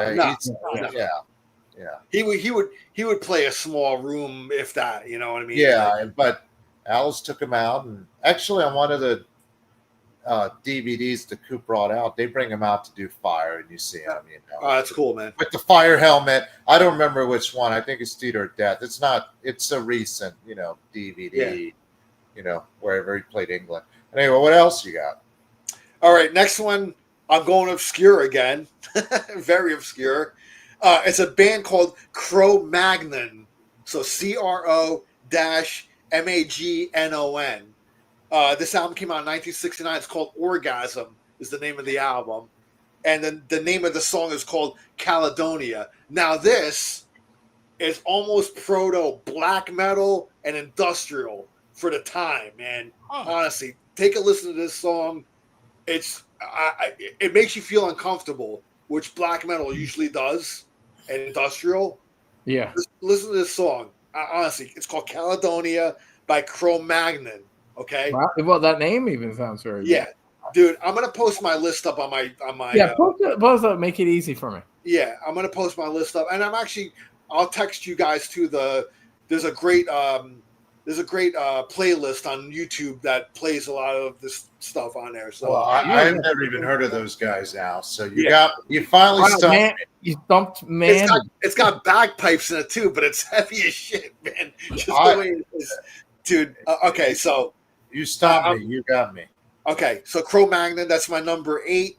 My number 9, I'm actually going, and Andy's gonna be like, "What are you talking about, man?" I'm going with Jethro Tull for 1,000 Mothers, which is on the Stand Up album, 1969. You know what? I agree with you. Fucking great, heavy song, and I think Jethro Tull plays a part in the development of heavy metal as well. I mean, you might snicker at them because they won the metal, which is bullshit. But you listen to a lot of like metal bands that went and does that kind of almost kind of Renaissance-y kind of. Oh yeah, they're definitely in the conversation. Dude, they're in a conversation. They definitely influence a lot of these bands that are even modern now. You know what I mean? So, absolutely. I mean, hey, listen, he influenced Steve Harris too. So he influenced Opeth. So yeah, Opeth. I mean them. I say him. I'd say, but them. Michael Ackerfeld. Yeah, Ian Anderson. But I will make a case that Jethro Tull can be considered a proto metal band. Aqualung, Stand Up, Benefit. Yeah, great. After Aqualung, it's a track here or there. But even when they won, I was the only person in the world who didn't give a shit. They won Best Metal. Matter of fact, did you see the ad Billboard put out? They had an ad after they won, and there's a picture of Ian Anderson's flute, and it goes, "A flute is a metal instrument." I thought that was cool. They have a sense of humor, So. Yeah. So that's my 7, 8, and 9. So now we're gonna go to the last track of the album. What do you got, Manny, to end off your album there? Oh, mine was the Stooges, Down on the Street from Funhouse. The Stooges, Iggy Pop. He's probably one of the most influential artists in the rock genre. Who I would put him up there with a lot of artists. I would put him up there with maybe not as much as Black Sabbath or Led Zeppelin because that's ridiculous, but he is very influential. I'd maybe put him up there with David Bowie, Alice Cooper. I'm serious. I think he belongs up there, whether as a solo artist or the Stooges. But the Stooges were important, probably more to the punk story than heavy metal. But I do think that, like Andy said, Iggy Pop was a dangerous artist. You never know what you were going to get with those guys. He was very dangerous. Iggy Pop is your original performance artist, in the rock genre. Iggy and the Stooges, proto-punk, just incredible, and also great songwriters, which gets lost in these stories about the band because they get whacked out on drugs. A very streetwise lyrics, though. Oh, absolutely, and Iggy Pop is an underrated lyricist too.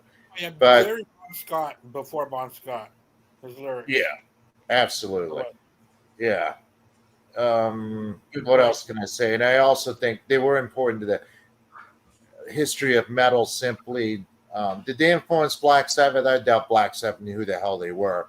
So no, but I think they were a huge influence in the genre of metal, in terms of performance, in terms of being the most, along with the MC5 being the most extreme at that point in time.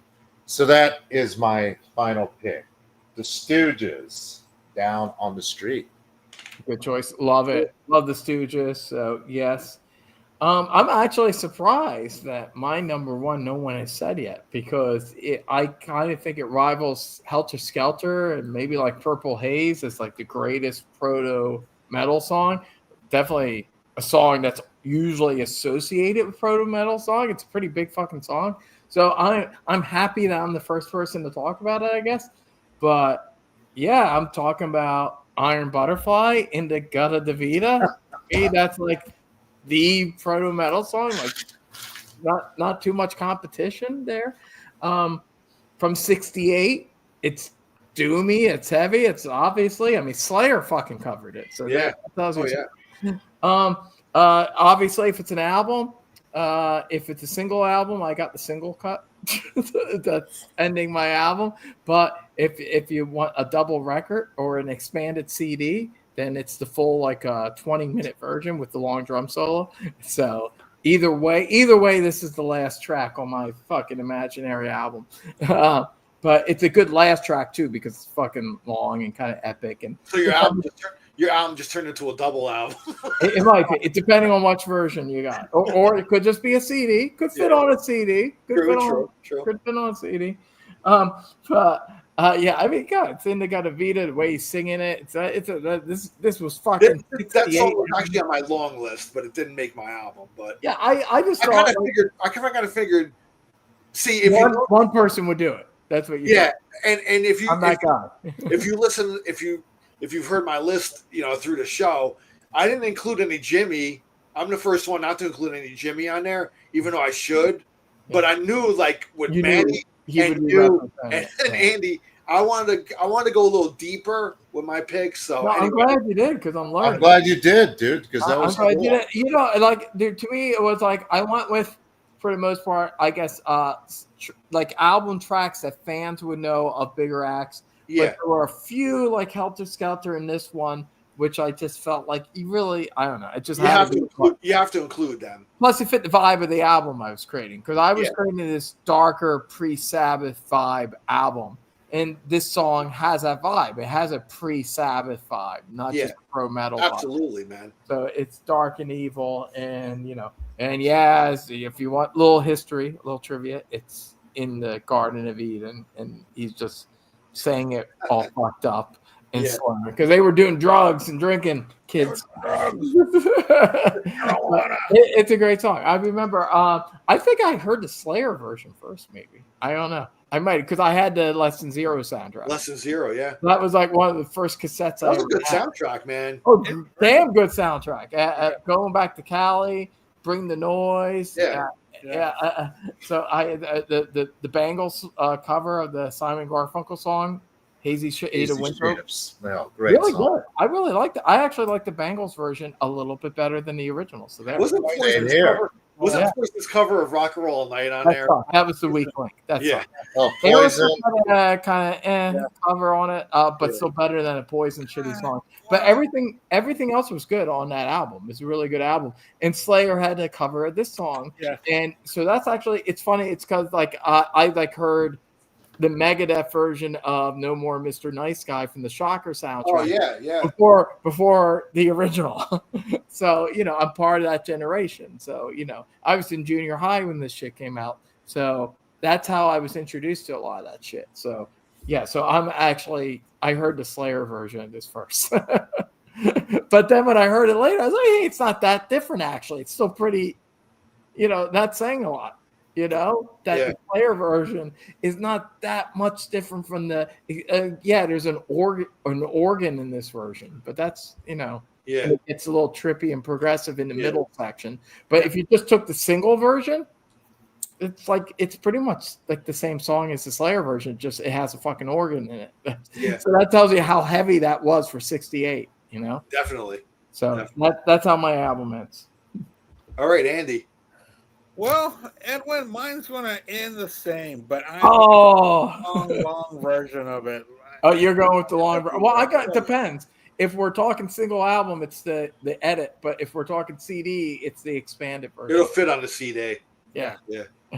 But yeah, Inagata Davida, I got that on vinyl when it came on vinyl. I love that song.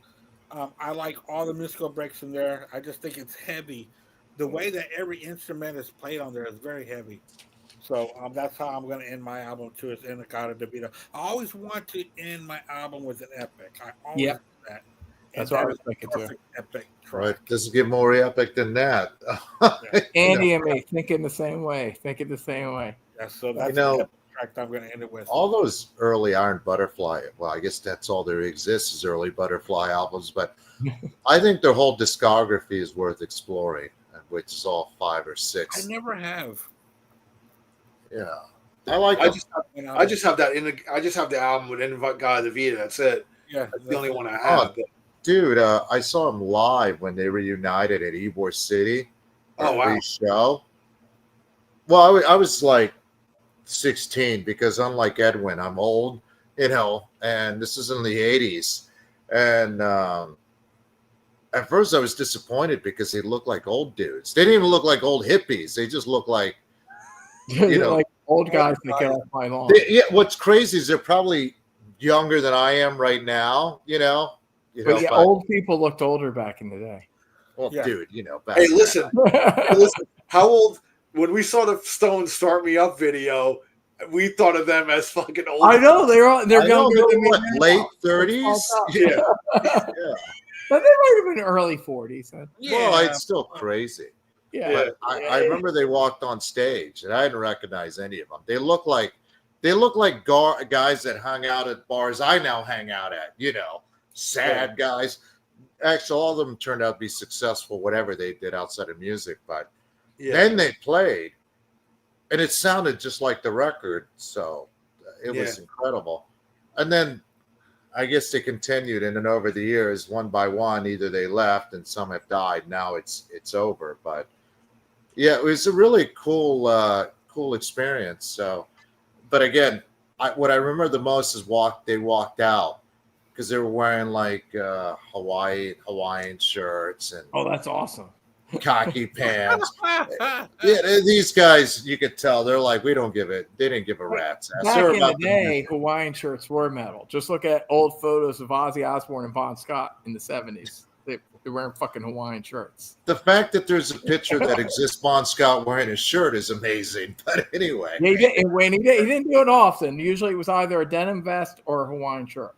Yeah, even the shirt he couldn't even button up. It's like if you give him anything that's not a Hawaiian shirt or a denim vest, he's like, "Fuck off, fuck that noise. I'm going barefoot."